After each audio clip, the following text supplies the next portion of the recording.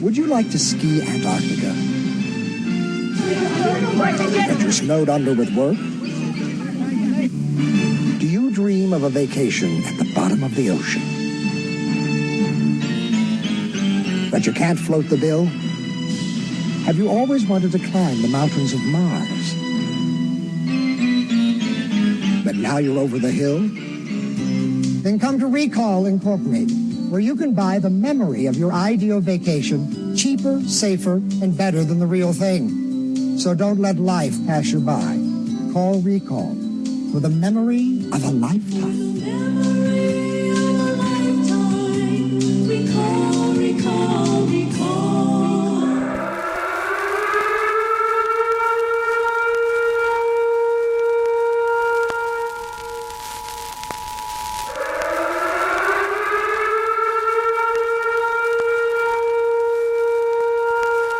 This is the emergency podcast system. This is not a test. Movies are bombing all over the country. They are posing as movies you already know.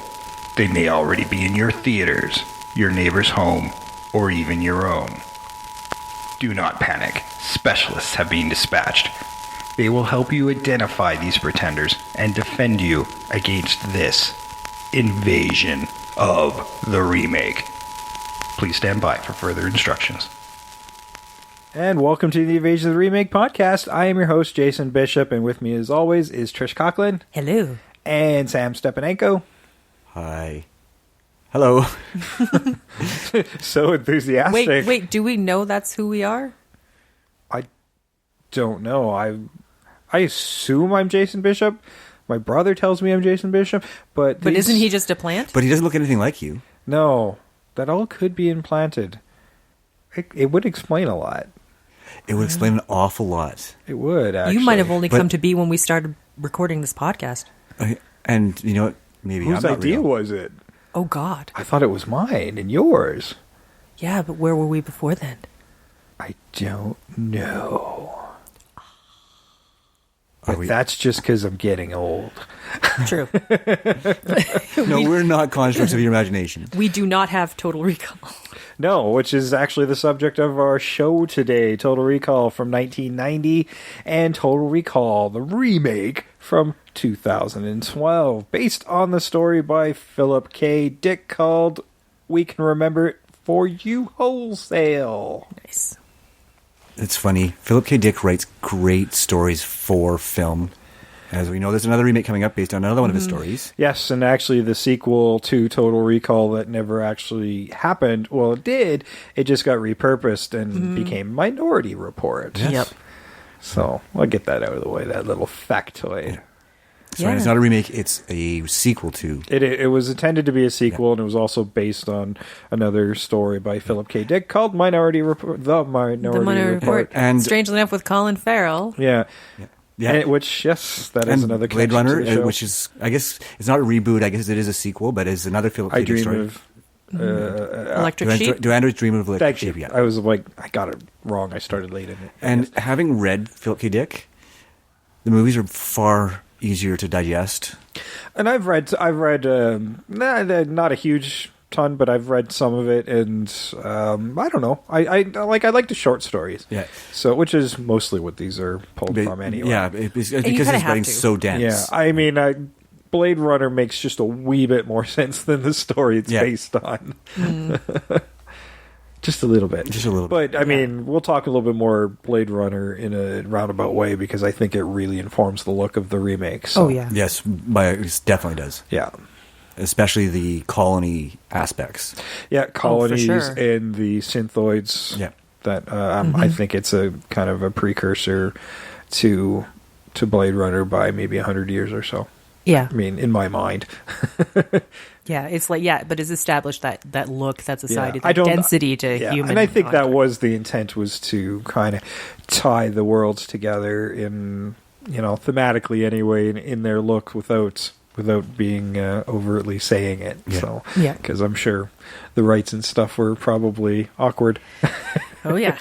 As we know, as we've talked on this podcast, the rights can be an arduous and gargantuan process of weird craziness. Actually, I think Blade Runner predates Total Recall because Total Recall takes place in the 2100s, and Blade Runner takes place in around 2045 or something. 2045, and then 2080 something. Okay, I didn't look up the chronology, but that would make sense because Ellie doesn't exist in the Total Recall remake because it's been destroyed by the wars. Yes. So it could still work, right? I mean, they don't reference replicants necessarily, but they certainly... No, and I mean, when I watched that movie too, Len Wiseman makes reference to Paul Verhoeven with he's got the Robo-Dick comment. So, he's referencing a few other movies other than Blade Runner to inform the look of his version of Total Recall. Yeah. For sure. For sure. So, Total Recall 1990, directed by Paul Verhoeven. You might better remember him from RoboCop and Starship Troopers. Yep. Man, that guy was ruling the 90s until he made a movie about strippers. Yeah. Showgirls. A terrible movie. Showgirls. It's a terrible, terrible movie. Yeah. But it's weird. It's a car crash. You can't look away. Yeah. Well, and I mean, he liked working with Sharon Stone on this film because he cast her again later on. Yep. In Basic Instinct. Oddly enough, because the lovemaking scene earlier in the film between Sharon Stone and Schwarzenegger, Verhoeven wanted some more skin and she wouldn't do it. So even he cast her in Basic Instinct and he's like, yeah, I got my revenge later on. So asshole. Sharon says that whole leg crossing scene she didn't know about. I'm like, well, you don't wear underwear to your scenes? That's weird. That's weird. So, and when I don't know much about setting up cameras. You do. I can also see Paul Verhoeven maybe pulling a fast one on her. Yeah. Oh yeah. Yeah. We can see that of Paul Verhoeven. Let's just not. Yeah. No, that's totally. He did make an interesting transition from really fun, slightly campy sci-fi action films to mediocre to bad erotic thrillers. Yeah. No. I mean, there's a guy who should have stayed in science fiction. He's masterful at it. He paints a really detailed world when he's doing science especially fiction. Given the limitations of the tech, the CGI and stuff when he was making these films. Yeah. I mean, this was probably the first example of photorealistic CGI in a film, and that's mainly in the scanning scene with the skeletons in that chase sequence, and one of the last films to use high detail miniatures as well. I mean, it was the second most expensive film at that point in time in 1990. Oh yeah, it was real expensive. At $65 million. I mean, it paid off too because the thing grossed worldwide $261.4 million. Oh, yeah. So totally paid off in a big way.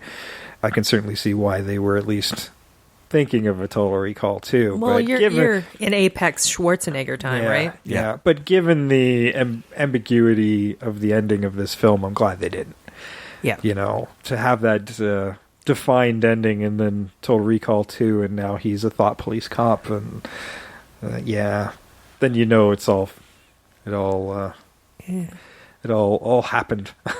Or did it? I don't know. That's one of the beauties of these movies. That's what I like. It is. I mean, we're going to bounce around, but I'm bouncing right to the end of the remake because at the end of the remake, I really was left more in doubt than I was in the original. See, I think I was the opposite direction. I think, and maybe because I'm a little closer to the original, because I had the argument the very first time I saw it coming out of that theater. Is like, did it happen? And I didn't have that same reaction with Total Recall. And maybe it's because you already have foreknowledge because it's a remake and they're going to try to be ambiguous. But I didn't think it was as handled as well and I like the remake. Don't get me wrong. I really like the remake. But, in my mind, if I was to say, to you guys, actually, I'll ask you the question outright. The original Total Recall, do you think it happened or was it a dream?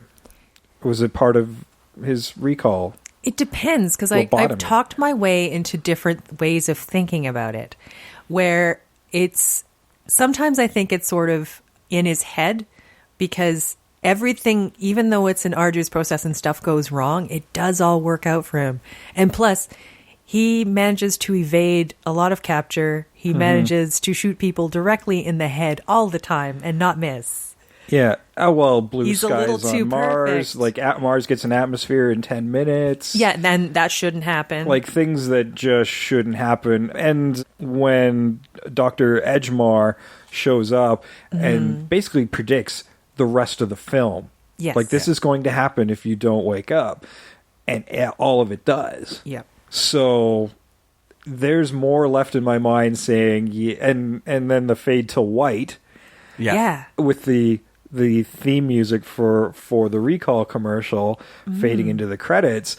And I'm like, fuck, he just died. Yeah, I don't know. He died in the chair.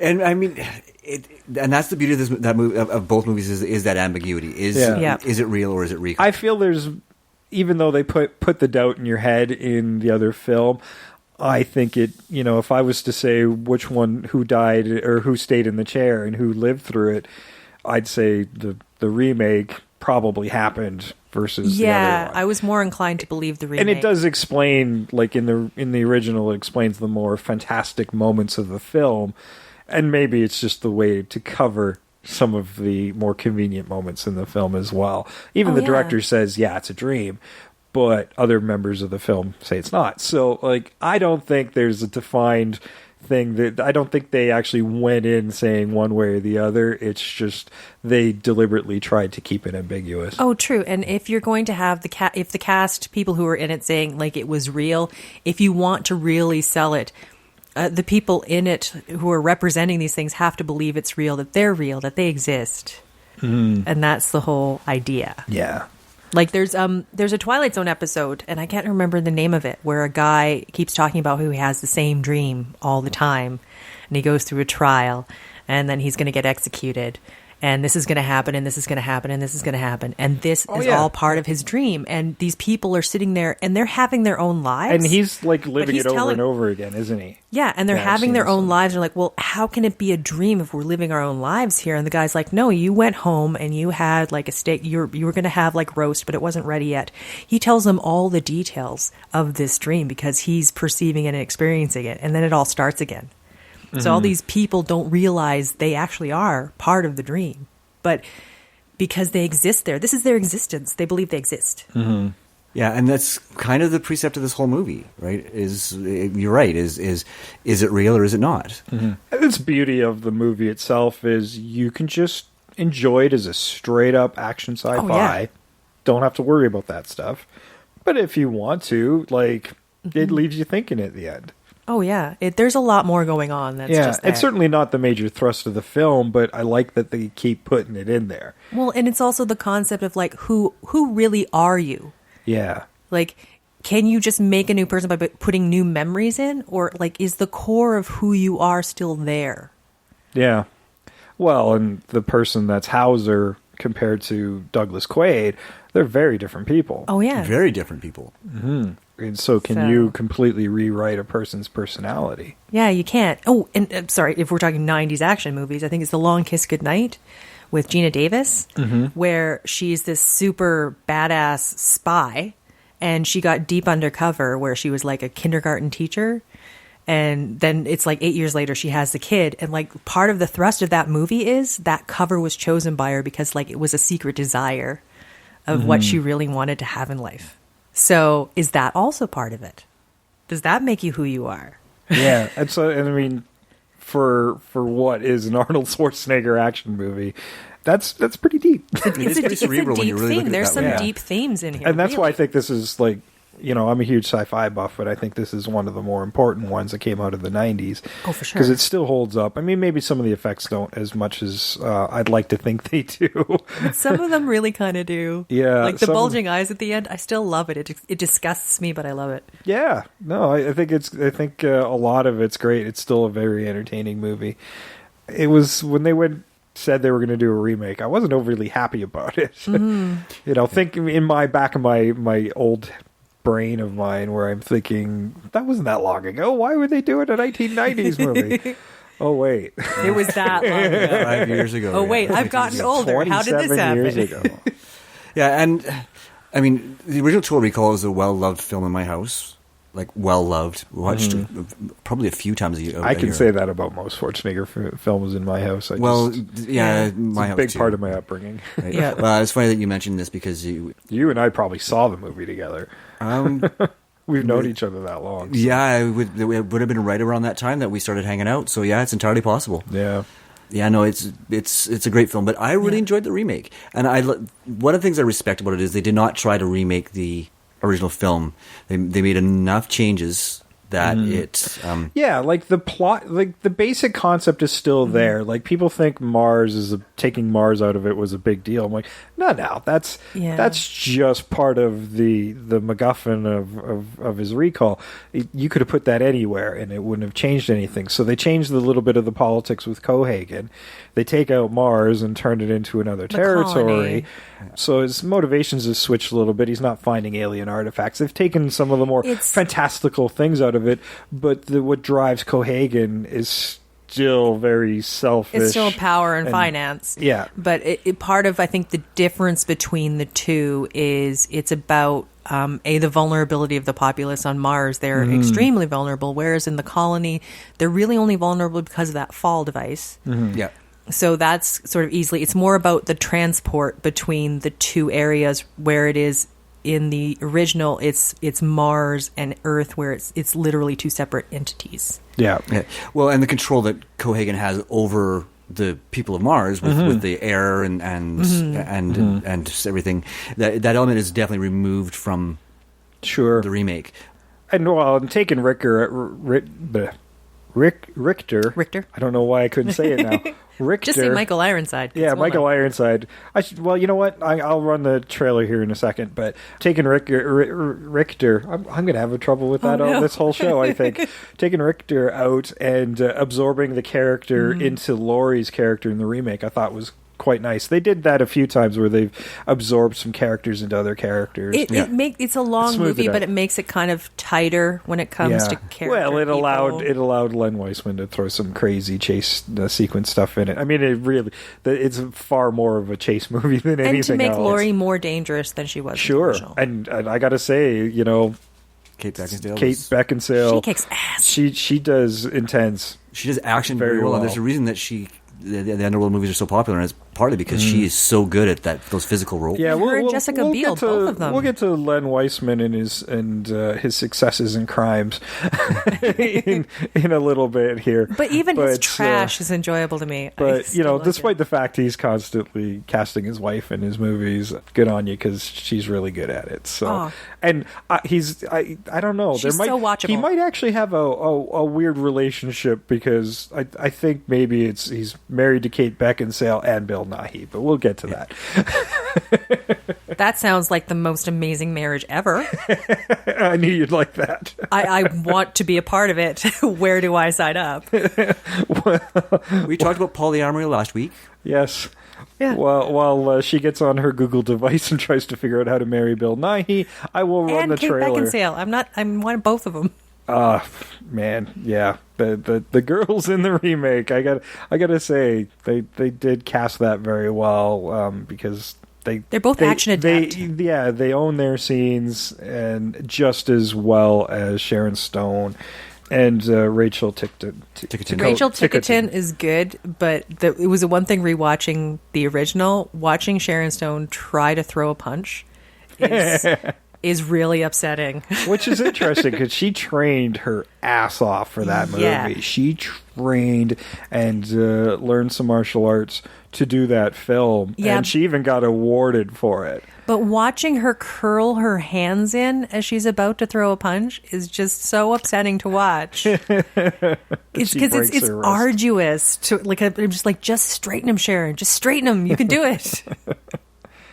Well, for all the work she did, she just never got that one. Yeah, no, but that's not... I don't know. I don't think of Sharon Stone as more of like an action star. I like her as like more cerebral cat and mouse. I don't think she ever was known as an action star. I mean, she certainly got, I think, noticed because of this film in a pretty big way, and it really popped her career. But up to that point, she was in... she was in, what was it, King Solomon's Mines. Thank you. That's what I was about to say. The Alan Quatermain movies. Yeah. I think she was in 2 of those. Yeah. And... playing the damsel in distress. Yeah, and those didn't do very well, but... No, they were canon and they were cheap. Certainly, yeah. And I mean, this is where people started seeing her, and then she just popped like right after this. Yeah. Oh yeah, and then Basic Instinct. After this, she popped, and then Basic Instinct just launched her. Yeah, exactly. She went nuclear. All right, well, I'm going to run the trailer for Total Recall. We'll get into some stats, and we'll talk more about both these movies.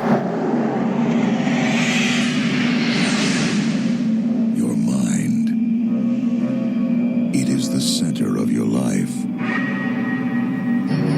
It is everything you hear, everything you see, everything you feel. It is everything you are. How would you know if someone stole your mind?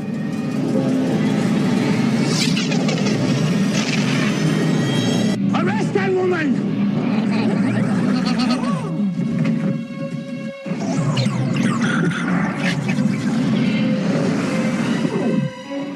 Quaid. Cut. Get ready for a surprise! We can't let him run around. He knows too much. They've got your bug. I get a lock. There! And the bug's in your skull. Take this thing out of the case and stick it up your nose. Don't worry, it's self-guiding. Got him. I lost him.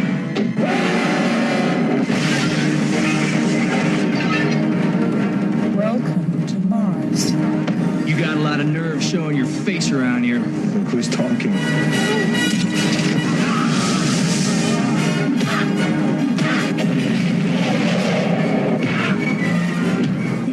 Your identity and implanted a new one. If I'm not me, who the hell am I? He's got a hologram! Welcome to Johnny Cab. Drive! Where can I take you tonight? Please fasten your seatbelt.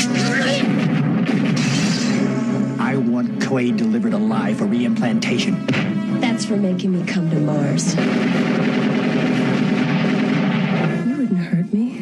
After all, we're married. Consider that a divorce.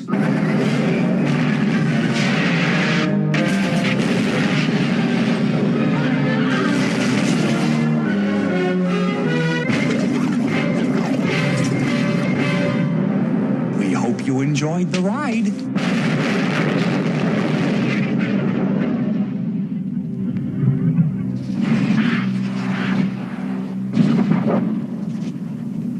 All right, Total Recall from 1990. I can't believe it was that long ago now. Paul Verhoeven directed, screenplay by Gary Goldman, based on the story by Philip K. Dick. There was also original screen story and screenplay were by Dan O'Bannon, John Poville, and Ronald Schusett. Whew. This has been shopped around for quite a while. The rights existed around early 70s. Yeah. They were trying to get this thing off the ground, and Dan O'Bannon and John Poville, they wrote the screenplay, but it was quickly realized that the technology didn't exist to make this movie properly at that point in time that they had envisioned. So they set it aside and went on to do a little franchise that never took off called Alien. Oh, yeah. I think I saw that once in like a small theater. Yeah. So you can find it in the delete bins at Walmart. Exactly. And, the later screenplay, Gary Goldman, he did Big Trouble in Little China as well. So love that movie. Certainly explains a lot of the humor in this movie. Sure. And, you add Paul Verhoeven's detailed sci-fi eye. He likes to put a lot of things in the background and the screens on the trains. And, oh, yeah. He does a pretty fleshed out world. Even their Mars stuff was based on what they knew about Mars at the time. So yeah, I love. Yeah, the imagining of it was really good. Like it felt like, Yeah, I love the heft and the realism of it. Actually, the Mars bases, they actually went and talked to people. If you were going to live on Mars, how would you do it? And that's why so much of it's built within rock faces, within craters and stuff, is because it would protect from the radiation on the planet. And it would also reduce the amount of materials you have to use to create your air domes. Oh, for sure. Yeah. Right? And they even show that, how they kind of tied the air dome into the rock wall at one point in the movie there, so you can sort of see how they kind of conserve space. Yeah. And I was looking up and I'm like, well, especially near the end of that film when they're being shunted out onto Mars, I'm like, well, would they freeze to death? Would they run out of oxygen? Would the radiation kill them? I'm like, they probably would have imploded from the pressure change a lot quicker than they did. Well, they didn't. But I was like looking up, I'm like, well, okay, let's assume they're near the equator. Okay. Of the planet, because in the summer, because on a nice bright summer day it might hit about 20 degrees, but at night they're still going to hit around minus 100 degrees. But it's the most stable band. Celsius. It's still the most stable band on the planet that's going to have the least variation. Yeah, I mean, if you're near the poles, you're talking minus 175, and probably not getting a whole lot warmer. No. Cold as all get out. Yeah, so anybody who's thinking about relocating, you better like the fucking cold. We're Canadian. And we're still not going. No, I'm still not going. That's a little too cold for me. I don't know. The more I look at the people on Earth, I'm like, no, I'll brave a little cold. Although, the sunny 20, that's about my comfort zone. That's nice. But if it only gets that hot, that's a warm day. Yeah, but if you get a lot of sun and it goes through a dome and it's like you're a cat in a sunbeam, just imagine a little tiny bit warmer. For you Americans, it's about 70 degrees Fahrenheit. Yeah, I can never do the conversion. It's only because I read it. Okay. I can't do it either. I can approximate because, I did a lot of traveling in the U.S. as well. So nice. I think about minus 40, we both line up. Sure. I never traveled when it was that cold. Nor should you. Outside of my house, I wouldn't go out with Jesus. Hey, you bundle up, you're going to be fine. So, this movie, of course, stars Arnold Schwarzenegger as Douglas Quaid, Sharon Stone as his wife, Lori. She's a shitty wife. In quotes, wife. Michael Ironside as Richter. Hey, it's back. I can say it again. Yay. Marshall Bell as George. I love him. Hey, George. Rachel Tickerton as Melina. Ronny Cox as Velos Cohagen. He actually has a first name. I don't know if they ever say it, but... Yeah, they do. Do they? Yeah. Okay. Mel Johnson Jr. as Benny. And there's a few guys in the background I kind of think are worth a mention. Debbie Lee Corrington is Thumbelina, the little person prostitute. Oh, okay. Who we all I loved her. I think she was great. Ray Baker was Bob McLean. He's the dude who runs Recall. Oh, nice. Yeah. I recognized his face, but I couldn't remember his name. And his voice is so distinctive. Dean Norris, who was Tony. Most of you will remember him from Breaking Bad. So, there you go. There's a little tie-in here. There is a tie-in here because in the remake, Bryan Cranston is in the remake, so there's your tie back to Breaking Bad and Dean Norris. It's all connected, people. Mickey Jones did a lot of television and stuff at that time. He was the burly miner. Oh, yes, I knew him too. Yeah, but he was mostly TV, right? Yeah, Robert Picardo was the voice of the Johnny Cab. Johnny Cab. Even as a robot voice, he was kind of owning his scenes. Oh, for sure. And Roy Brocksmith was Dr. Edgemar, who was kind of the frontman voice of Recall in the ads. Nice. Yes. Which you heard at the A lot of people in this cast. A lot of people. Yeah, it's a big cast, and they do shave that down in the remake just, I think, to... Expediency. For expediency's sake, it was... And I get it. It works fine for, they took out the Mars thing, and they kind of meshed some characters together, and it all works really well. I think they did a fine job on that as well, and I will go through that a little bit later on. I think it's a weird thing. I know people were upset, they took out the Mars thing, and I don't know. I like the remake if I thought it was a standalone film. I think having it as a remake, that's the one part. It's kind of bothersome, but I don't think it's really a remake. It's a great standalone film. Like if it was the first one. When you watch that, now we live in a world when they did this. You got to think about all the films that have come out based on Philip K. Dick stories, Blade Runner being the most specific one, and they're obviously based on Total Recall, and Minority Report had also been out at that point as well. And Minority Report, I think, still kind of has a Blade Runner look to it. Yeah. And I think that really informs what's going into the remake. They really want it to look like it takes place within that Philip K. Dick world. And you can tell that by the flying cars. Yeah. Like they're very similar in look and feel. Yeah. Even to the Blade Runner movie. Yeah. Yes. I mean, we're coming in now, like you do, the high detail that was already in the original, and later on we've got Fifth Element and stuff. So you got the flying cars and Fifth Element, and I mean that certainly had a very Philip K. Dick inspiration behind it as well. Even the look, even the look of Fifth Element with the tall, the city's growing up because there's nowhere else to go. So I mean, you can tell that Luc Besson is even inspired a little bit by Dick's vision of the future. Because that's the whole concept is we're running out of space. And that's a very big theme in this movie. Yeah. Especially in the remake. In that world that Philip K. Dick is imagining. And that's true. That's just what's going to happen. Yeah. So I certainly appreciated the fact that they tried to mesh it in there. And not in an overt way. They weren't saying that it was tied to any of these other films. But I think it certainly inspired the look of the film. So you could feasibly say that, yes, this is the Philip K. Dick universe. Yeah. Yeah. But I mean, between the original and the remake, it's different. But and I think they were trying to make it a little bit closer to maybe way people imagine the story was.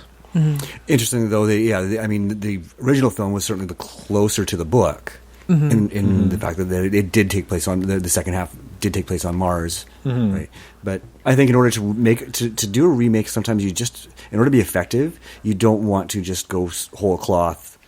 Exact same story, because then you're like, I've already seen this, right? Right. So they tried to change it enough that it still kept the heart of the story without retelling the exact same story. Well, and like you say, it did keep in a way, it is the exact same story. It did keep the same. Yeah, there's some major differences though. Yeah. But what it did was kept the very main themes, which is who are you, what's happening, and there's a colony, and the corruption of power, a colony of people who are under the thumb of some terrible guy Chancellor. that just runs everything. The Chancellor of the Unified Federation of Britain.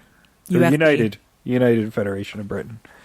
Yeah, so those themes are they're in both movies very overwhelmingly. Yeah. And they did a good job of keeping that without having to completely retell the original story. Because I think that they realized that the Schwarzenegger film is iconic in its own right, and if they were just to straight up remake that, even if they were just to cut out the sight gags and the humor, it still would have felt like the same. They were just trying to copy the movie. I also think alternatively is because of the timing of this movie.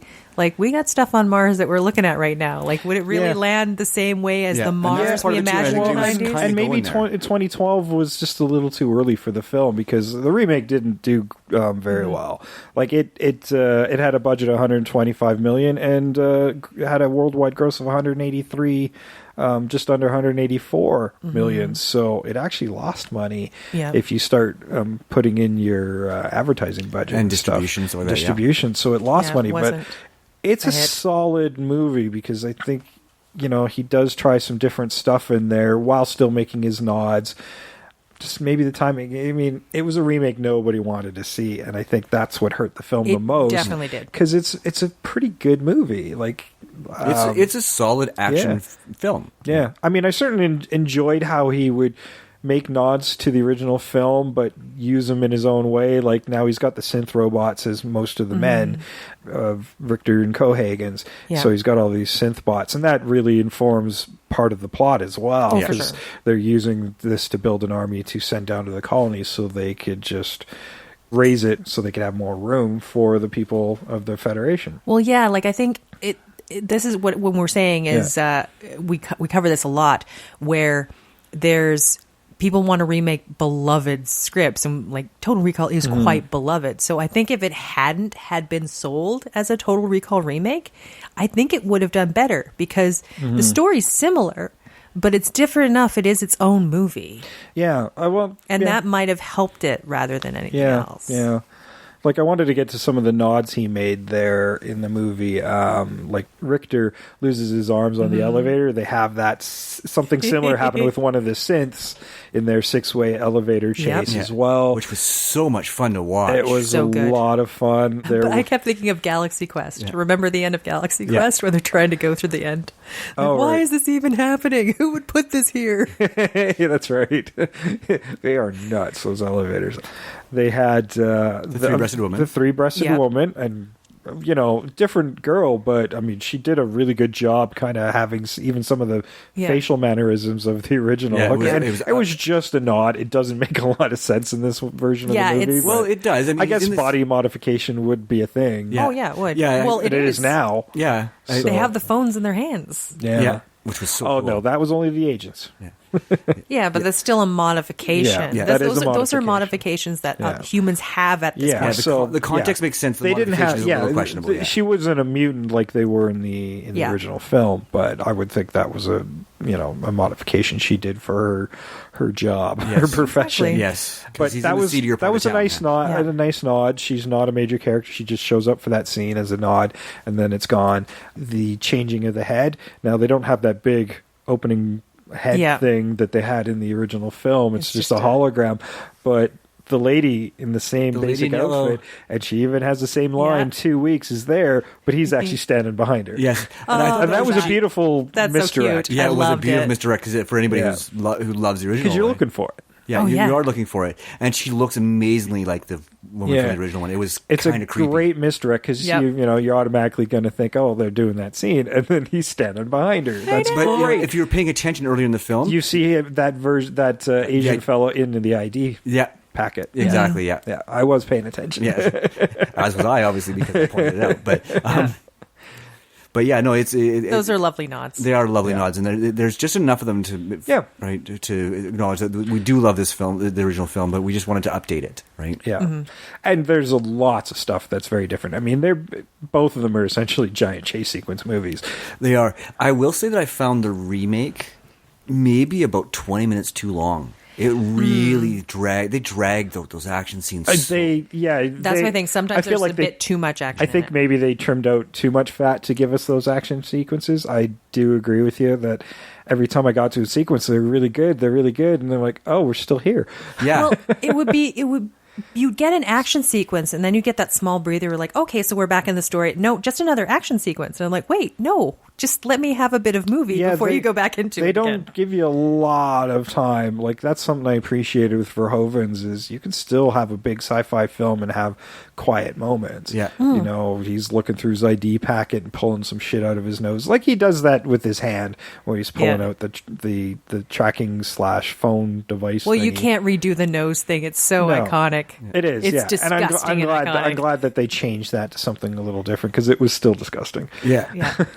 But going back to your whole original question about whether it was real or not, that's one of the scenes from the original that makes me wonder if it was real or not. Because, there's no way that you could pull something that big out through your nasal cavity. Why did it have a cap on it when it just falls off and it was so much smaller? Yeah, that's the one part that bothered me. Like they put it in there just to make it more torturous. But I know why it's done like that, because visually it's freaking amazing. Yes. Right. That's why it's done like that. I mean, you can get into a nasal cavity, and like I don't know how he didn't have breathing problems. That was my other problem. But yeah, the cartilage like stretching out, like if you break your nose. Yeah. No, there's no way that he wouldn't have be bleeding excessively from his nose after that whole experience, right? And again, that's makes one of those things that makes you go, maybe it is recall, right? Because there's no physical way that could happen. Exactly. Yeah. You get like a nasal polyp taken out. You got to stuff stuff up there to keep it from bleeding out. Yeah, but it set up a great scene where they're chasing the rat, which... Yeah. That's so fun. Which is a nice sort of double entendre, right? Oh, yeah, true. Yeah. Well, I kept thinking of our talk about The Departed when I was watching that. I'm like, oh, I remember The Departed. And then he shoots the rat, and I'm like, oh, that's probably what should have happened at the end of The Departed. Yeah, we talked about that. Shoot that fucking rat. Mm-hmm. So yeah, I mean, that's. I just want to go back to that because that was one of the things I wanted to mention. We were talking about it earlier. Was that scene right there is the one that really makes me question whether or not it was recall. Yeah. It's weird. I think this is one of those movies you have to watch a few times to catch those little bits where you're like, oh, maybe isn't it? And that's what I really like. It's so rewatchable. Like, I have seen the original Total Recall. I probably didn't even need to rewatch it for this podcast because I've seen it so many times that it's pretty ingrained in my head. But I'd only seen the remake. But you can because you want to. I'd only seen the remake once. Yeah, I had to watch that. Yeah, when it was in the theater. So that was it. So there was a lot there I didn't remember. I mean, I remembered that the structure was essentially the same, that they trimmed out the fat. Yeah. There was a full-on action sequences that I had completely forgotten. Yeah. The highway chase. That actually kind of bugs me, that highway chase sequences and Melina just shows up. Yeah. Like, I really liked how... But that's your recall moment. It is, and that is a recall moment because it's too convenient. I liked in the original film... Douglas Quaid has to seek her out. Oh, and he leaves himself clues. At one point, he writes to find her. He's looking at the little poster with something written on the back. Ask for her, good time. Ask for Melina, and he asks for the pen. Writes Melina down. It looks exactly the same. Means he wrote it. Now she says, you popped back on the grid, and I think that's because his phone device that's what it is. Activated. But I mean, it's so convenient, and I'm like, I kind of like the build. Like, I wanted that. And you don't get any introduction to her character. You don't get any introduction to her character, and you have a tough time connecting to her because of it. Well, initially, but they wanted to set up that next chase sequence, right? Like that's and that's the big flaw with the remake. So again, still like it, but it's the big flaw is it suffers a bit of Michael Bayism. They're setting up each action sequence, and that's all they're doing in those quiet moments is really quickly setting up the next action sequence. Well, and that's the whole thing. Like when you're talking about him seeking her out, what's great about Total Recall is it's very clear on its perspective. You are experiencing this as Quaid is experiencing it. You're figuring it out with him. This is how this is happening. You're more of an observer in the remake. Yeah, I'd agree with you. You're not there. part of his journey. Yeah. There's only one time in the remake where you kind of feel that way, when he first goes back to his apartment there. Oh, true. And he's sort of going through all his stuff and everything's all sealed, and then he's looking in the mirror and realizes that there's a thumbprint, and then that's how he finds the secret safe, right? Mm-hmm. Well, I like that moment in the bar that comes back too when he's talking to Harry and he's like, "Oh, I've always wanted to play piano." Yes. Yeah. And then he gets to his apartment and actually can. Yeah. Very lovely, by the way. The Hauser Moonlight apartment. Sonata. Yes. Yeah. And I mean, there was some nice foreshadowing happening there, which was really nice. But and I did like how they gave Harry a little bit more to do. Like, he's not just a work companion; he's a friend. Yeah, you don't get quite that sense in the Schwarzenegger movie. And to have somebody talk him down, it makes the most sense for Harry to be the one who comes in, not the guy from Recall. Yeah.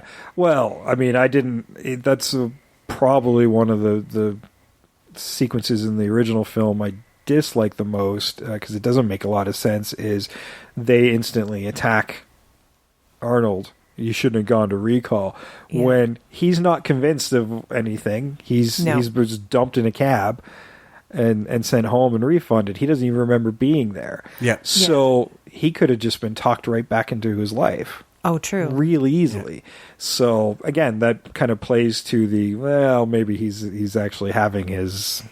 Well, and there's one thing moment. I talked about, like the recall moment, and it was when Sharon Stone comes in, and I'm like, man, you know what? They could have made it better, like just for her, if it was really happening, to be the wife where it's like going, yeah, no, I am here and I love you. I didn't try to kill you, but because I know you've gone to Recall, once we get out of here, probably going to try and kill you. Because I am real pissed off right now. That oh honey, I miss you bullshit. No, if you're a wife and your husband's getting his brain scrambled and you told him not to, you're going to be a bit mad. I like that she turns out the lights and he doesn't think that's her. Love that. Initially. Yeah. I don't mind how Len Wiseman handles it either, where she gives him a big hug and then it just turns into a chokehold. Yeah. Ooh, and as we were talking about in another podcast, where she's wearing the tights, the leotards with the shoulder straps that go over, and the bit in the middle, which doesn't support anything. That's not what you work out in. Coming back from last week. Exactly. When you do have if boobs, you're Sharon Stone, apparently. when you have boobs, that will not do anything for you. Yeah, that was a very can't work out. late 80s, early 90s conceit. Or yeah, for sure. Is dress women up in these outfits that are hugely impractical for anything. For the activity they were supposed to be doing. Yeah.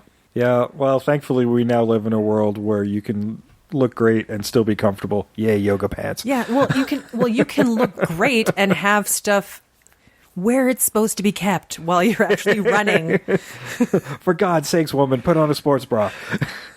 You will hurt yourself and others. I'm okay with that. That original movie made me fall in love with Sharon Stone, but sadly only lasted one movie. Yeah. You take what you can get. I know. I enjoyed her in Basic Instinct, even though she was terrible. Yeah. Me and Bekinsale are still good. Oh, yeah, Bekinsale. Yeah. Sadly, Len. Still in on that marriage. Yeah. God damn it. Well, if that's not a marriage of any kind of convenience, I don't know what is. True, like, right? She's gotten some big roles because of that marriage. Oh, wait. No, so has he. He's gotten some big Yeah, movies. you know what? Makes me wonder if it's not the other way around. Yeah, sometimes. exactly. I mean, Bekinsale is talented. We've seen her in stuff other than his films, and she's always solid, right? Sure. Exactly. Yeah. Did you feel like Jessica Biel was basically reprising her character from Blade 3? No. She dressed the same. See, I thought she was doing her character from A-Team. Yeah. A little bit of that, too. Kind of a combination of both, maybe. Yeah. Because, even the stealth. Maybe stealth. That one, too. But I'll just pick the one nobody saw. Yeah. But she was wearing the same, like cargo pant kind of outfit. Like, even the same color, even, I think. All the way through this movie that she was in Blade 3.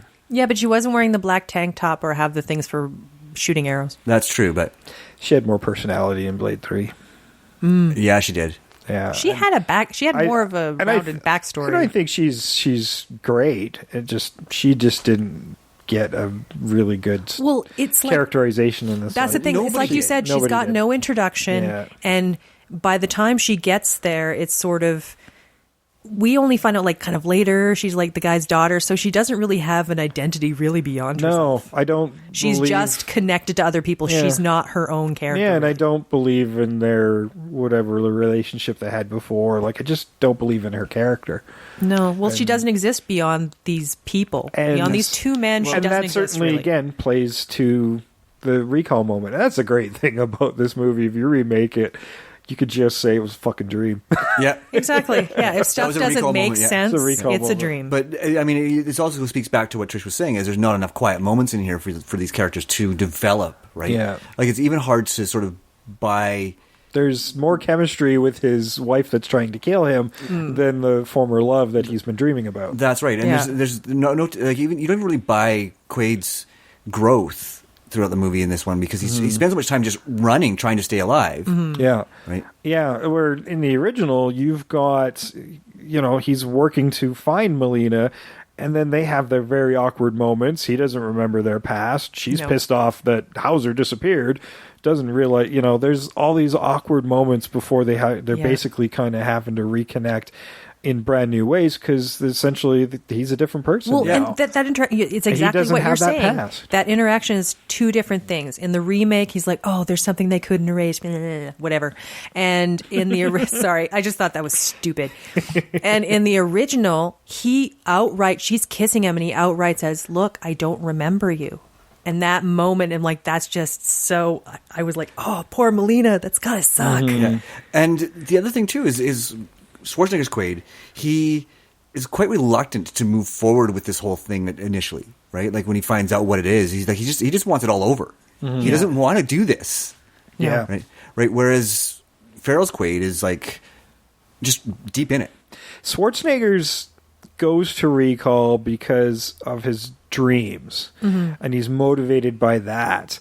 Whereas Colin Farrell's version, he's kind of trapped in a mundane life and needs something. Yeah, it's not. Yeah, the connection isn't established really. No, yeah, and I mean he has the dreams, but it's a little less defined. It's certainly not what drives him to recall. He's not looking for this woman. No, he's not trying to answer any questions. Yeah, he's basically driven. He sees the ad on the side of the train, which was really cool. Mm-hmm. and then he, goes through a couple of, somebody tries to talk him out of it, another guy talks him into it. Yeah. And he's driven mainly because he needs an escape from a mundane life of his working on a line, essentially creating these synth bots, and just he needs to find more out there. He's reading Ian Fleming on The Fall, which is a great inspiration for bringing in the secret agent stuff.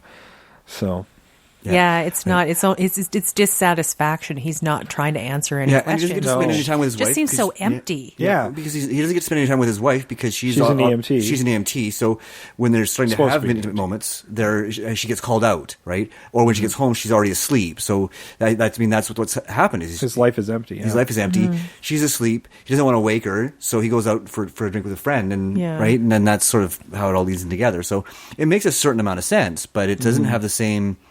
You don't feel you're part of a bigger thing until you get to the end. And even then, I don't feel you're part of a bigger thing. For what feels like a pretty big world, like it's so detailed and compact. Mm-hmm. Yet, he feels so empty. There's something about that. I like the juxtaposition of that. Well, I think that part of that speaks to the whole, it's supposed to sort of go back to the whole thing with Cohagen.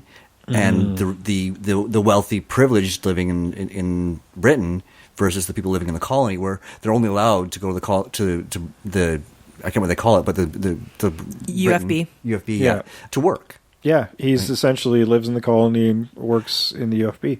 Yeah, and why? Why does he work in the UFB? If they don't have any space, why are these factories not in the colony? Mm-hmm. Because the money has to go to the rich people, not to the poor people. And of course it also goes to Cohagen. But Cohagen wants to thin out the population anyway in these habitable zones on the planet, specifically the colony, and he's going to replace the workers with synth anyway. So at this point, why is anybody doing anything? They could have. Honestly, Cohagen could have done a lot of that without this intricate plan. He could have done all of that without Quaid at all. Yeah. Well, let's place it in what we know today, with automation and pollution. Maybe the whole thing is he was automating stuff and polluting stuff, and all of his rich buddies are like, "Oh my God, there isn't enough awesome space for us. We need to make more," because they were busy fucking everything up. Well, that's essentially how the news kind of portrays it. Yeah. Yeah, so, is the rich are wrecking their own space, and now they want somebody else's. Yeah, that's exactly what it is. Yeah. Right. But I mean, the whole thing, their thing about the lack of space, that's you can go, well, why do they have factories if they don't have the space for them when the colony already does? I mean, they're already kind of farming everything out to them anyhow. Yeah, the poor colony guys are being imported to create the army that's going to overthrow them. Yeah. I think partly that is because if you're going to make an army of synths that are going to be your army to fight for you, are you going to build your weapons in the very place that you want to use them? Yes. The answer is pretty much no, unless you don't want them hacked. Well, that's true. That's true, but they don't. That's the thing; they want control of that. Yeah, but right up until the end, the colony doesn't even know they're going to be invaded. As far as they know, these are to fight these rebels. Yeah, right. So if they get them in a nice, secure, get them built there, their troops are already in the colony they want to invade. That's pretty fucking genius. No, but if you get them built there, then the colony might already suspect something's up. And because where else are they going to use Quaid's them? is a double spy, as much like the original film. He's there to out the resistance, but he needs the resistance for the motivation for creating all these synths in the first place. Yeah, exactly. So why would you wipe them out? That's actually it's a perfect motivation. Yeah. I guess you wipe them out right at the moment you're ready to invade, but yeah, there's definitely an irony there, and I mean, and they make it very clear that this master kill code doesn't exist, right? Yeah, it was all part of the setup. Yeah. And I mean, the Hauser character seems to have been really reprehensible in both movies. Yeah. Well, I mean, we're getting really into the remake, so I think it's high time I run that trailer, and we'll talk some more and wrap this sucker up. Are you actually happy with how your life's turned out? I know this isn't what we had in mind when we were younger, but who gets everything they fantasize about, right? Hey, what do you know about recall? Stay away from them. Don't mess with your mind, man. You seem like you're looking for something. Is it this? You're gonna wish you had 3 hands. I'm looking for recall. Remember to have a good time. Tell us your fantasy. We'll give you the memory. What is it? What's wrong? It's all a mistake. Nobody.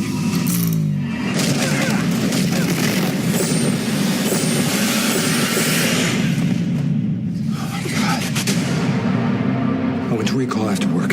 What? And I killed him. Whatever happened, we're gonna get through it. It's okay. All right, I can't break it. Come on. You're crazy! What are you doing? My job. Our marriage. What can I say? I give good wife.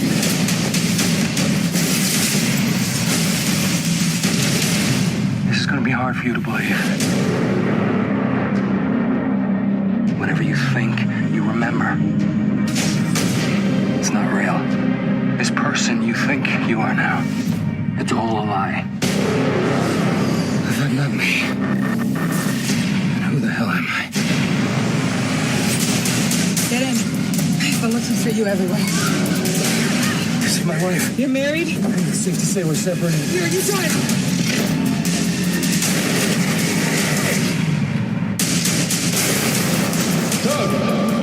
Not really hit. You're still back at recall, strapped to a chair.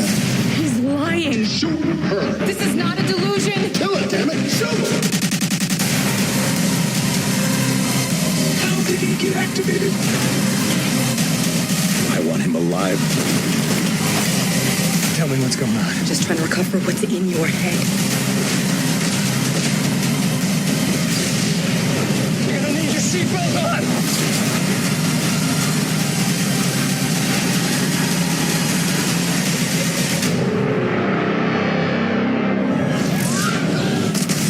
Hold on.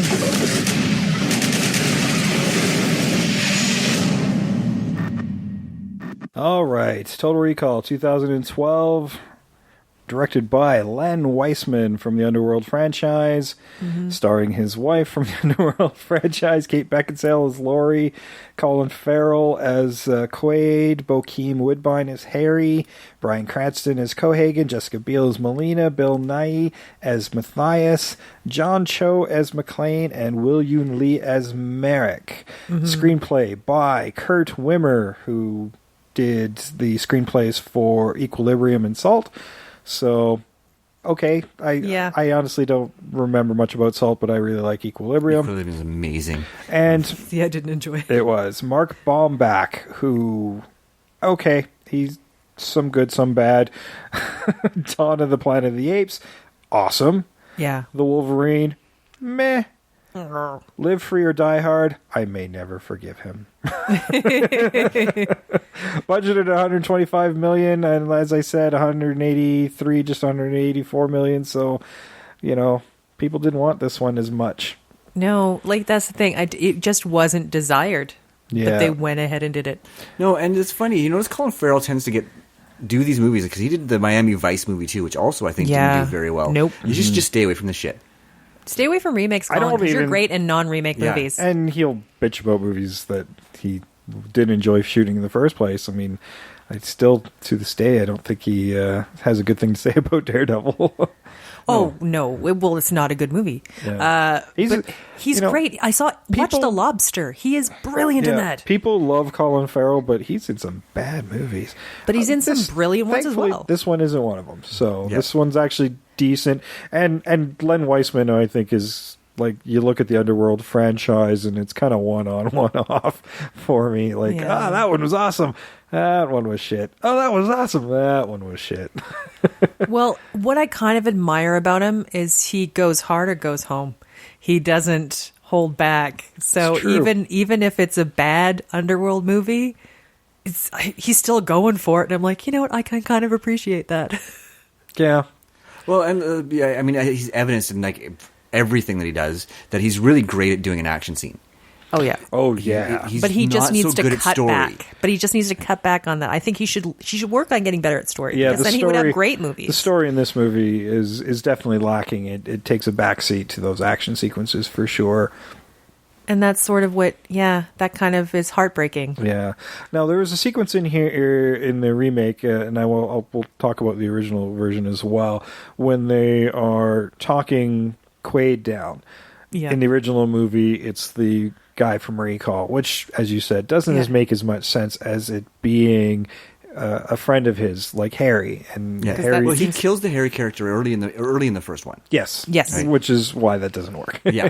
Although then you'd be instantly in a dream if he showed up again. Yes, which is that's what made me think it was kind of a Recall moment in the original movie, because he kills one of his buddies. He kills his buddies and a bunch of these guys just in the middle of the street. Yeah, right? Well, Quaid's kind of, when he gets into spy mode, he's kind of cold about it all. Yeah, you know? He's deadly. Yeah, he shoots his wife and Laurie, and he says, "Consider this a divorce." Yeah. Yeah, with the typical Schwarzenegger one-liners. Yeah, which I'll give Len Wiseman a little credit too. They're getting chased by Laurie, and Maline's, "That's your wife?" He's like, I think it's safe to say we're separated. Yeah, you sure know how to pick him.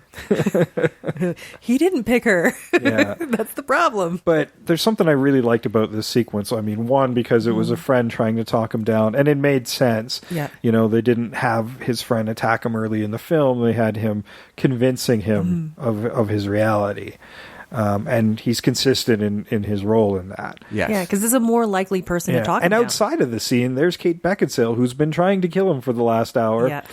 And crying in like a sweater. It's beautiful. And when he finally makes that moment, and instead of the sweat from the guy in the original film, it's the tear on Melina's face, because there's doubt in both their eyes at this point. Like now, because Harry says, "Well, to pop out of this, you have to kill the dream. Kill her. You have to kill the thing that's driving the dream, and that's Melina." And of course, she pulls a gun on Quaid, so it's really a cool, tense moment. But the point is, she doesn't want to kill him because he's told to kill her. She's like, "I can't let them have what's in your head. That's not what this is about." Yeah. And then so he finally makes that choice and shoots Harry. And I love how that instant change from Kate Beckinsale outside was so great.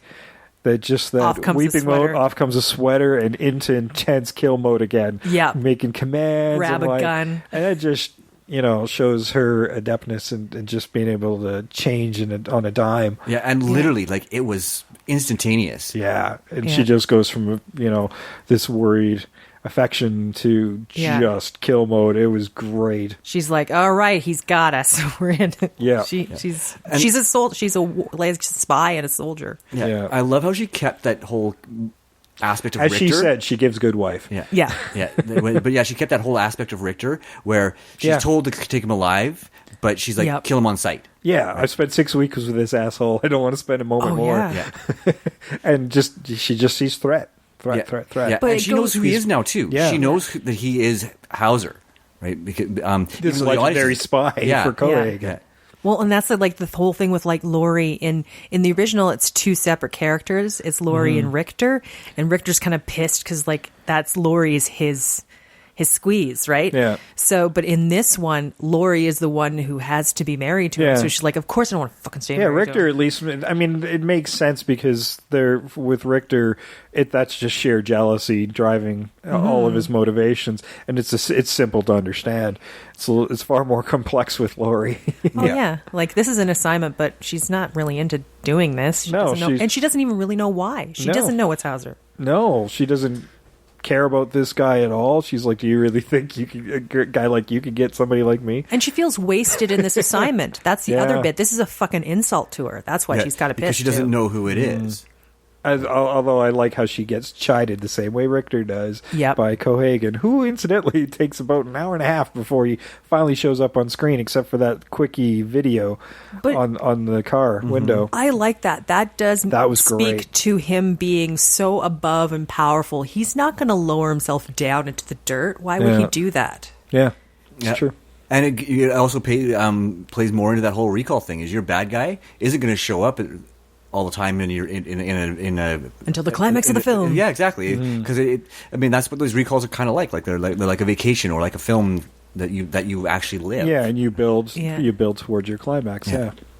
So it did make more sense that way. Right? Yeah. And see, that's the other thing too, is everything about the remake was all told from Quaid's perspective, right? There's no scene where he's not present in some way.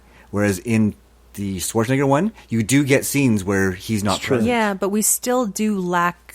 Like, I still feel it's not quite his perspective because we're not getting the sense of discovery we got in the original No, I agree. one. Like I said, the storytelling part was missing. But everything's kind of handed to him as he goes. But it is. Yeah. He's the only one present. Like, other people could not exist if he was there. Oh, and also with Cohaagen, the big fight scene at the end...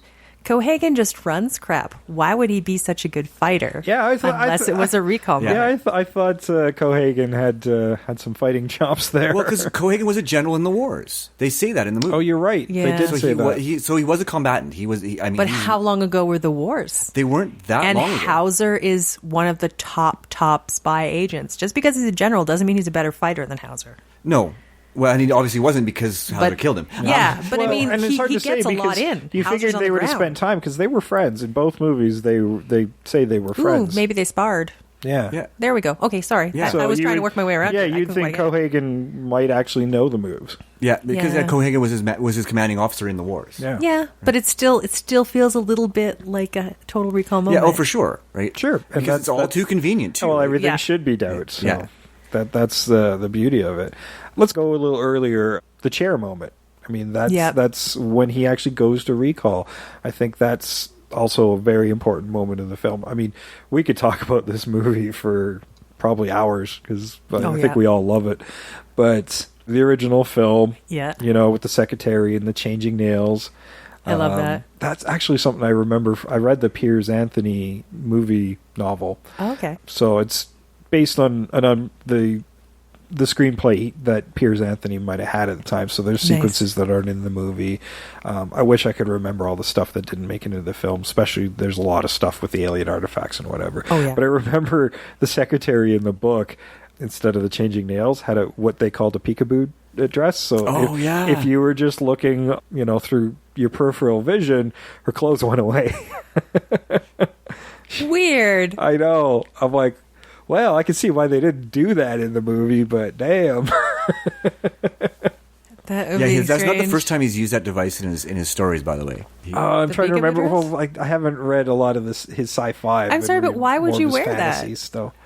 I don't know, but she obviously was proud of her figure. Because Piers Anthony's a big proponent of changing the perception of body shaming, right? Ooh, okay. Right? Where you should not be ashamed of your body. You should be able to wear whatever you want with whatever makes you comfortable without society telling you that it's unacceptable. Oh, so like if you could be like a nudist, you can wear the peekaboo dress knowing you're slightly still a nudist. That's right. Yeah. Right? I like that idea. Right, and Anthony and Heinlein. So no matter what you look like it's not about being hot and having people look at you. It's just about I just want to be naked. Yeah. Yeah. Granted, the secretary in the Schwarzenegger movie, I would have been totally fine if that had been the case.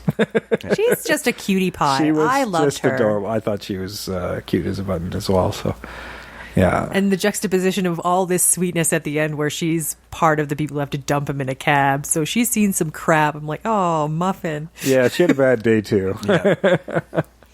And then I like the dirtiness and grunginess of the recall in the remake as well. With John Cho, for a short scene, really owns that scene. He's really amazing. He owns everything he's in. He's got to be one of my favorite actors working today right now. For sure. So much. He has so much fun doing everything he does. Mm-hmm. Yeah, every time I see him, I'm like, woo. I like he's becoming one of those sci-fi guys. A Cho moment or a Chomo. But yeah, how he sells it compared to the other guy. The guy in the original is kind of like a used car salesman. Yeah. He's all schmarm and charm. But I think that plays into it the whole thing, because they know they're probably doing sketchy, skeevy shit. Yeah.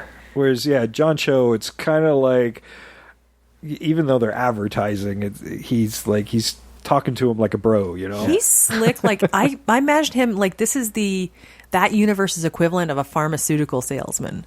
That's what I thought of. Right. When I saw him. Yeah, he tells you what's available, makes you decide you need it. Yeah. Yeah. That's exactly what he did. Yeah, that's exactly it. You're right. That's how he handled it. So the difference in what was essentially the same sequences are quite fascinating between those two scenes. Exactly. Like how they manipulate people are two different ways of doing it. Yeah. But they were both equally effective. Well, I mean, I think part of it, too, is the used car salesman trope was a big thing in the late 80s, early 90s. I mean, we see it in other movies, too, right? Whereas even used car salesmen nowadays don't sell that way. Right. No. Right? So they did have to kind of update it to be more like that soft sell that is used as a sales approach nowadays, where, like I said, they tell you what's available, get you excited about what's available, and let you decide what it is you want. Mm-hmm. Right. Whereas in the 80s and 90s, it was the hard sell. Yeah, and sort of point you in the direction they know you want to go and what they want to give you. Mm-hmm. Because people don't respond to that anymore. Yeah. Yeah. No, we pay money for like services where we don't have to watch ads. That is our idea. Like ad blocker. We have all sorts of stuff. We do not want to see ads. We do not want to be sold to, but we are. Yeah. Yeah. Well, that might have been what drove me to Netflix, and it worked. Exactly. Yeah. That's the whole thing. That's a selling point now, is to not have to look at ads. Yeah. And people tell me, "Oh, you saw that ad for that?" I'm like, "No, I didn't. I have no idea what that is." Yeah. I haven't turned my cable box on. Oh, wait, I don't have one. The Super Bowl commercials are the only commercials I know of people actively looking out to watch. Yeah, when the Super Bowl happened, and sorry for our American fans. I am Canadian, so we don't get to see them when you get to see them. Yeah, we don't get to see the commercials, and honestly, I don't care about NFL. And if I was a big football watcher, it would be CFL. Just support my country, my teams. But it's a more exciting game. Yeah, so no disrespect for Americans, but yeah. So when people are asking me or watching the Super Bowl, and they'd say, you're not looking forward to the commercials, and I'm like, I spend most of my life actively avoiding ads. Why would I go out of my way to watch them? Yeah. But yeah, the Super Bowl ones are the only ones I do that for. I know people who are definitely not sports fans. Like, I like football, but I can take it or leave it. And there's people I know who just hate football, but will watch the Super Bowl for commercials. Yeah. Or for the halftime show. It's always baffled me. Or for the halftime show. Those are the two things. That's the thing about the Super Bowl is, like, people go to Super Bowl parties and there's guys who just want to watch the game and other people don't. I remember the last time I actually watched the Super Bowl. Okay. It was with you. It was the Justin Timberlake, Janet Jackson fiasco. Oh, right. We were at a bar. We were at a bar. That was the last Super Bowl that I actually watched. We all looked at each other. Did we just see her tit? You saw most of her breast. You did not see her nipple. Yeah. Yeah. But yeah, I mean, that's... You saw nothing untoward. Yeah. That was the whole thing. No, I liked it. It was fine. It's just a boob. It's not going to kill people. And she's a very attractive lady. Yeah. But going back to the ad help thing, people. Since we're talking about ads, the ads for Recall. Yes. Another great attention to detail that I think Paul Verhoeven's just masterful at. He does it in RoboCop and Starship Troopers. And he does it here as well. Starship Troopers it's used as partly a narrative device. Yeah. Oh yeah, it is in all of them. Yeah, it is absolutely in all of them. So you've got the ads happening on the trains, and Len Wiseman uses it briefly. It's not quite as he blows through stuff so quickly, so he could get to his action sequences in that movie. But at least he has that big one on the side of the train, which I really liked. I like the idea of the whole side of the train being a billboard, essentially. Yeah. Why not? And I mean, the first probably 25 minutes of that film is... I love the pacing the first 25 minutes of the remake. Mm-hmm. It's really nice. And then this is where it tends to go a little bit off the rails, is it becomes like that, just one continuous action sequence. Action after action. It never slows down, especially when you get into the second act where it should, before building again. It's just, it crescendos and then it stays there. So by the time you get to the climax, I mean, you've been on a high for so long that you're kind of getting bored with all the action. See, I think what you could do, like if you wanted to watch it this way, is go to the point where he escapes from his wife, and then go to the part where his friend's trying to talk him down, and then get to the part where on the train, then watch the big, huge action sequence at the end, and you'd probably be fine. You wouldn't miss anything. No. You would miss nothing. And you would not be actioned out. Yeah, no, there's plenty of those chase sequences, like with the 6-way elevators and stuff. You could totally cut those out, and it wouldn't change the film at all. Nope. And that's the shame. Like, they don't drive the narrative. Yeah, and whereas in the original, almost every single action sequence drives the narrative somehow. Yeah. Mm-hmm. It gets into another important point. Yeah. I guess probably the big thing most people probably miss was Kuato. Yes. From the original. And I mean, it was something they were not going to be able to do. Well, they got rid of mutants, really. Yeah, the mutants. The whole mutant angle was gone. Which is funny because they could have done it. But it's even more with fantastical. The toxicity of like, there's the psychics and the mutants, and like, it's so fantastic. I mean, with the more grounded take that they were trying to do in this futuristic Earth, I get it. I get why they didn't have that. I mean, they still could have had probably a mutant twin. I mean, they could have just named a character Kuato. That's an informed character. Yeah. You know? I mean, it could have been an alias, right? Yeah. Right? It could have been like the code name for yeah, father, I was right? I was actually... Oh, it could have been what they called the kill code, Kuato. Well, I was kind of... You could just had a nod. Well, I thought it was interesting that like Bill Nighy was called Matthias. Yeah. That, I'm like, why didn't you call him Kuato? Yeah. I know.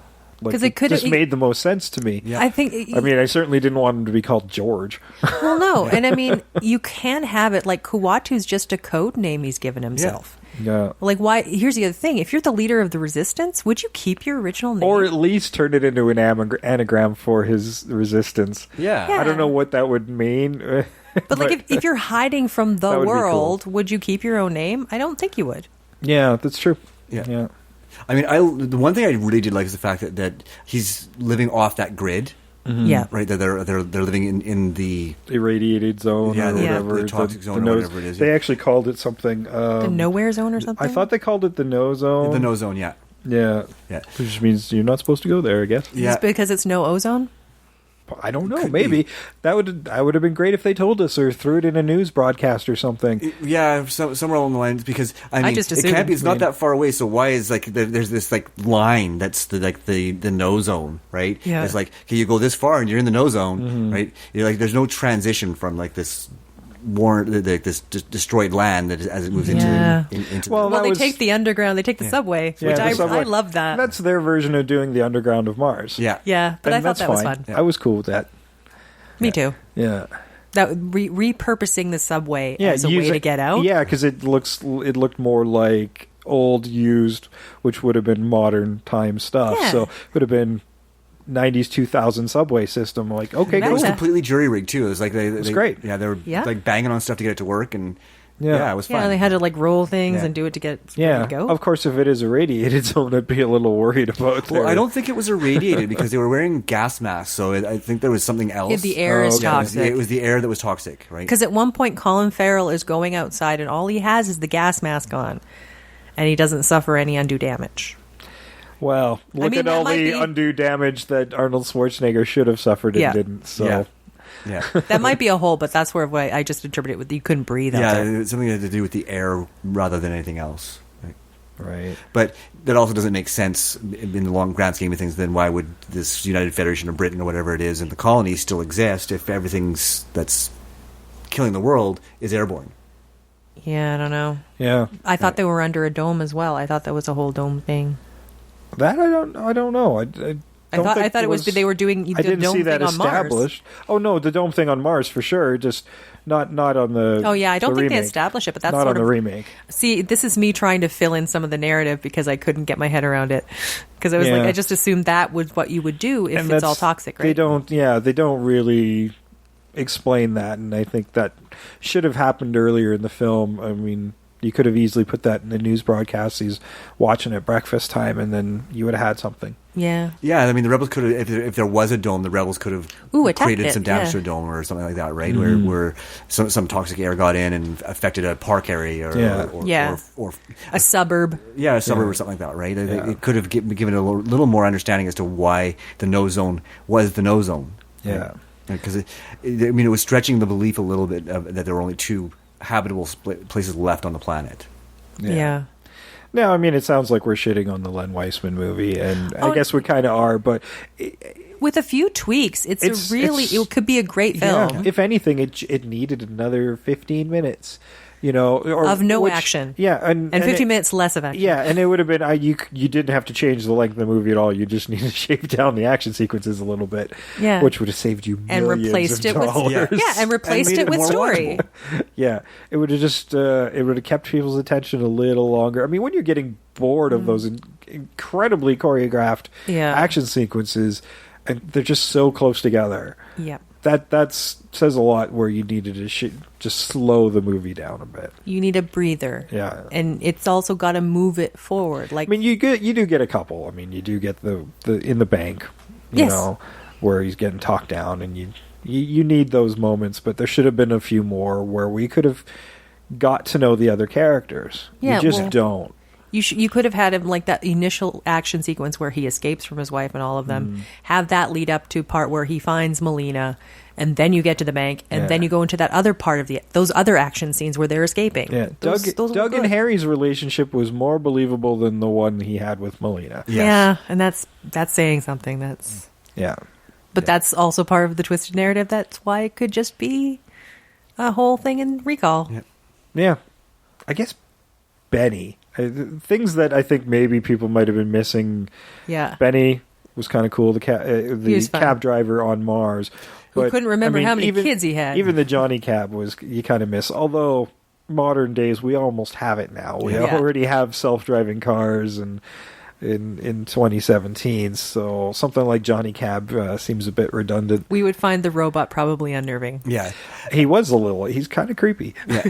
He doesn't have a body, really. He kind of has feelings. Yeah, and he burns alive. He's a little homicidal with his feelings when they get hurt. Yeah, exactly. Yeah. I wanted to talk about the cars in the remake because I loved the one little bit where she's driving and then she says, "Okay, you drive," and then she just like literally pushes the steering wheel over at him and it switches sides. I thought that was great. Cool. That was cool. Yeah.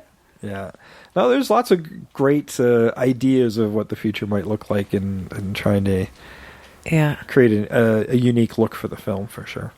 Yeah, and the synths, I like the look of them. Those were cool. Felt kind of RoboCop-y, but I think that was. See, they felt Attack of the Clones. I think. Well, no, you're absolutely right. I think the color scheme of black and white. I mean, the cop cars in Calgary are black and white, so that kind of makes a little sense to me. But I think it's very much a Stormtrooper nod. Yeah. Well, that, and I mean, I felt a certain amount of iRobot look in there as well. Mm-hmm. Yes, true. Right. Yeah, but when you think of Cohagen as the Chancellor, I mean, it's totally. Chancellor. Yeah, it's totally the Emperor and his soldiers. It absolutely is. Bryan Cranston is Emperor Palpatine. Yeah. He totally was. In fact, I think there's some nod with the numbers. If you correlate the numbers with letters, it actually spells Jedi.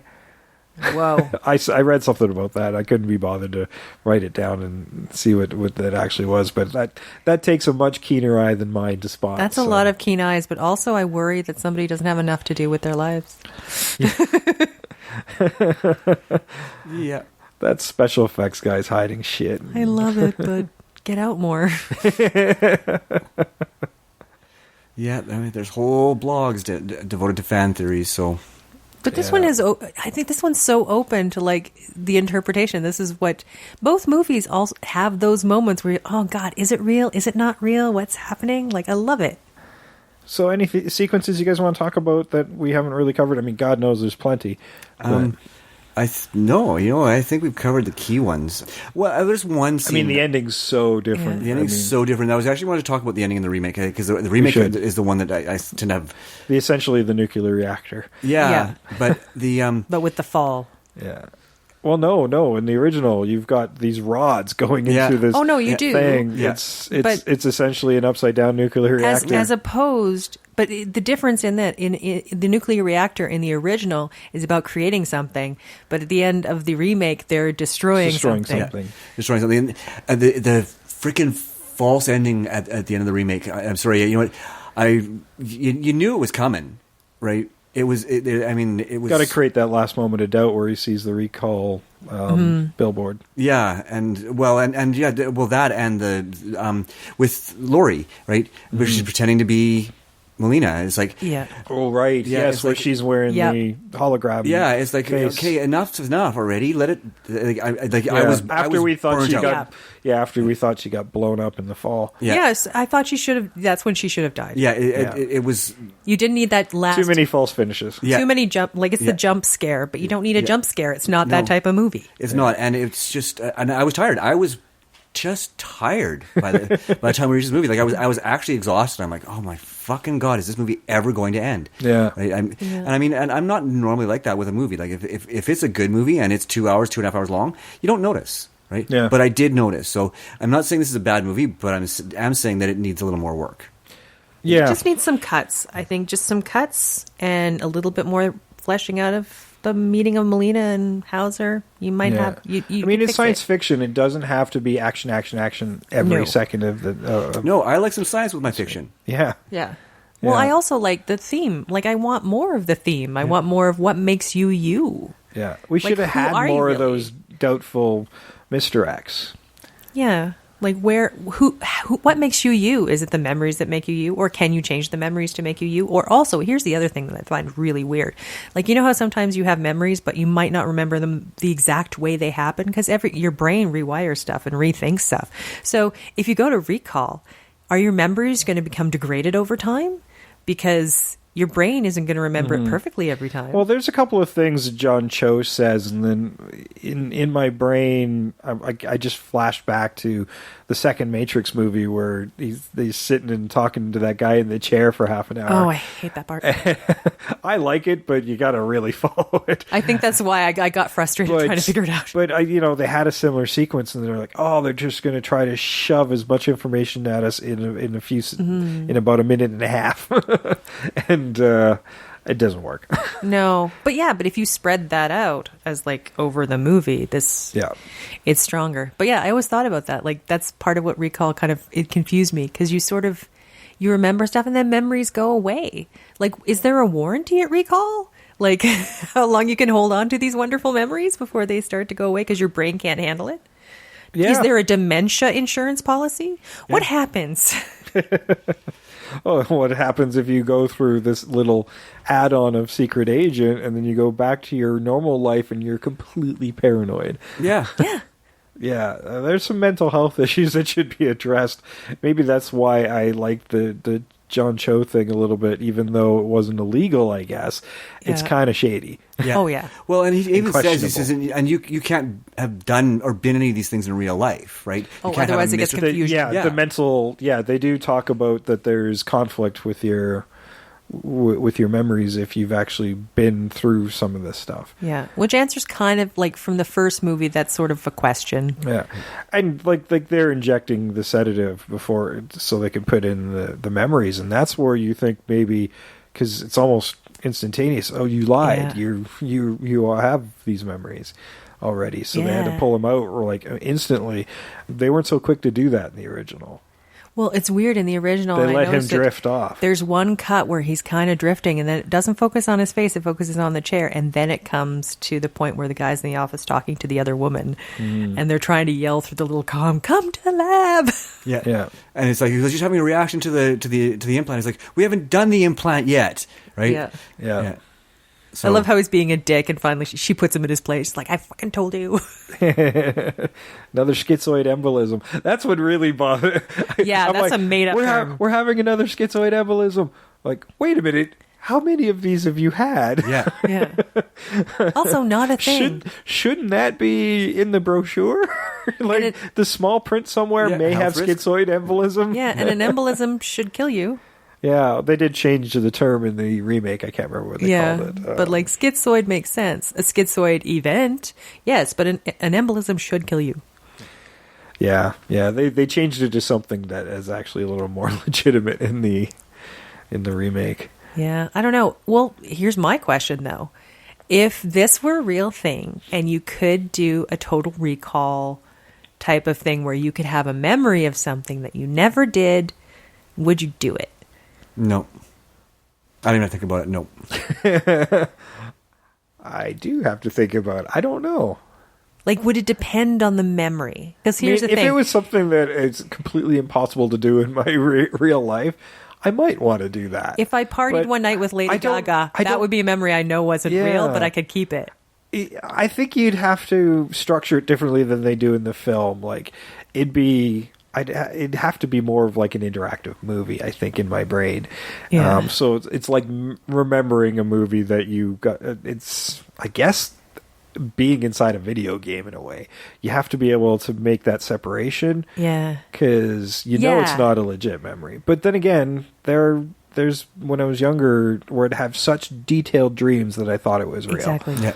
So we already do that. I've been having a number of nightmares lately, so Total Recall, them waking up after a nightmare, I was like, oh, so this is why I'm watching this movie. So it's entirely possible to already do that in our own brains, have a dream that we think is reality. Yeah. So get mad at people because they did something in your dream, even though they didn't do it. Done that too. Yeah. So, yeah, I don't know. That's a really complex question. No, not for me. To be No. honest. I mean, there's lots of things I'd like to experience, but, you know. Okay, I have an alternative question. If you could have it so, like, there might be a memory you have, but, like, it's foggy, but somebody could legitimately give you how it really happened, would you want that memory? No, like to recover a lost memory? To recover a lost memory, yes. You know what? For me, if a memory's foggy, there's a reason for it. Yeah, I suspect the brain works in such a way where you're protecting your own sanity by burying memories that are unpleasant. Yeah, but sometimes if you need to get hold of it because you have to get through something, getting through something you can't put your finger on is probably harder than anything else. Yeah, I think for therapeutics reasons, then I think there's a place for it. Yeah. True. Yeah, like you can't fight a fog monster, but if you know what the monster looks like, you can fight it. Yeah. Certainly maybe that's why I said no, is because I don't feel like I need any kind of therapy. Yeah, and I don't really. I'm sure others might think I do, but I don't think I do. I don't like. No, you're fine. I'll We're all lose. fine. As time goes on, I'll lose some small details, but I generally don't have foggy areas in my memory as far as my history goes. So. But I guess if I don't remember them, I guess I wouldn't know they were gone. And that's exactly it. If I don't know it's missing, then I'm not missing it. So then that's why my automatic response. Generally, it's like, I'm trying to remember that name, and I can't remember that person's name. And I'm not going through a whole procedure just to remember somebody's name. No. I'll look it up on the internet. No. I'll go through that awkward embarrassment if I run into him in a mall or something. Hey, you're that person I met that one time. Or you could just do a Tyler. Who the fuck are you? I've done that too. Nice. I'm just as abrasive as Tyler sometimes. Yeah. Although I'll wait till the end. I'll have an entire conversation with somebody. I totally know who they are. And then we'll start walking away. I'm like, who are you? I've had conversations with people where I can remember what their mother's name is, what they did for a living. Like they once went on vacation somewhere, but I cannot for the life of me remember their fucking name. Yeah, names are hard. I can remember such distinct details, but their name always disappears, and I don't know why. Yeah, names are hard. Yeah, I have issues with names too. Yeah. See, memories are so weird. I think everybody sometimes has those brain farts on names, though. When you think about how many names and faces you have in your memory it's a lot. At any given time, I mean, it makes sense that you would sometimes have trouble connecting one to the other. Yeah. Right? Yeah. Faces I'm usually good on, although sometimes I see somebody's face a lot and I think I know them, but they just take the same bus as me. Well, Trish raised a good question. If you could live a fantasy and have that memory, what would it be? Mm-hmm. What would it be? You can tell us that I guess you can't really tell us that much on Twitter, but if you want to do it in short sentences, you can do it and tell us on at Invasion Remake on Twitter, Invasion the Remake, of course, on Facebook, and you can email us, invasiontheremake@gmail.com. We would like to know. Yes. And, of course, you have any questions, comments, corrections about the episode, you can do that as well. And we do take fan challenges if we think it's cool. Could be in an upcoming episode, so don't feel like you can't make some suggestions, because we might take them to task, but we will make fun of you for it. It depends on the movie. Sometimes it's fun. Well, I don't think we've done a fan challenge yet where we haven't ridiculed somebody. That is true. We always take the challenger to task a little bit. And his tongue firmly planted into cheek. So we still love you. Yes, oh, yeah, absolutely. That's a sign of love for us. If we're verbally abusing you, we love you. Yeah, we're totally affectionate. We love you, and we sometimes judge you, but not in the way you think we're judging you. Paranoia. Yeah, welcome to Total Recall. Another way you could support this show is going to iTunes. Leave us a 5-star rating. Leave us a comment. Other people, when they're looking at shows to listen to, we'll see those ratings and comments, and hopefully give the show a chance as well. So they're very important. Please do us that favor. Do us that solid. It's the only thing we've ever asked from our fellow invaders, is to just go there, leave a comment, leave a review, and it helps out potential new listeners. Exactly. So. And tell your friends if you think they might like Absolutely. Tell all your friends, your tell family. them if you don't think they'll like us. Maybe they'll tell somebody who does. That's there right. you go. That's right. Spread it around. Yeah, and another way you could help out the show is just tell those people how to find us. You know, okay, you have an iPhone, but they have an Android, whatever. You know what? We're on lots of different platforms. We're on iTunes.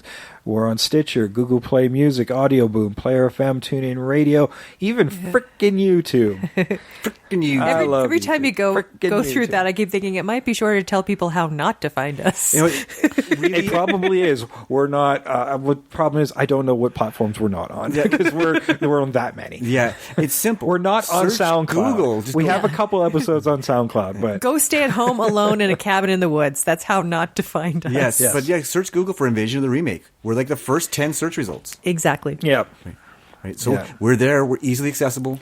Yeah. After the first page, then it starts to turn into Invasion of the Body Snatchers. We'll cover it someday. Exactly. That's going to get gotten to someday. Episode 1000. I don't know, because there's 1,000 versions of the fucking thing. Yeah, that's the one that we can't leave it too long. Otherwise, it'll be like 20 movies. That one's going to be a retrospective episode, because there's way too many movies to watch in a week. We're going to have to really prep up for that one. Spread it out over like between 2 episodes, even. Maybe. I don't know. That one's going to be a tough one. That's why I've been actively avoiding it. I know. Well, we learned that lesson the hard way with I Am Legend. Yeah, our very first episode. You guys did 4 movies. Well, we didn't think it through. No, we didn't. We had to learn the hard way. We were like, okay. I think right after that, I told Jeff, and I'm like, no more Asylum. They don't count. Yep. And also, we can't do 4. We can't. We just can't. 4's nuts. Well, you know what? You guys proved right off the bat that if you can do that, you can do anything. Aw, thank you. Thanks, Sam. I wasn't there for that one, so I'm allowed to say stuff like that. That's true. Yeah. We've punished you now, too, so. Exactly. Fine. Oh, yeah. All kinds of stuff that I didn't really want to watch, but. But I do it anyhow. And then stuff you did want to watch. Yeah. And then we had the October challenge, which was a challenge. That was a challenge, especially given the fact that I was packing and moving. You were moving. And he was ahead of us. Yeah. He still wound up watching them faster than we did. That's because I was committed. I was committed to getting at least one in a night, and when I had time to watch more than one, I'd watch more than one. Yeah, he movie Usain Bolted ahead of us. Yeah. Crazy. Well, I don't know. I might need a little jolt from recall, but I'm pretty sure I've been Jason. Names are hard. I'm still Sam. I'm pretty sure I'm Trish. And we're out of here. Bye-bye, everybody.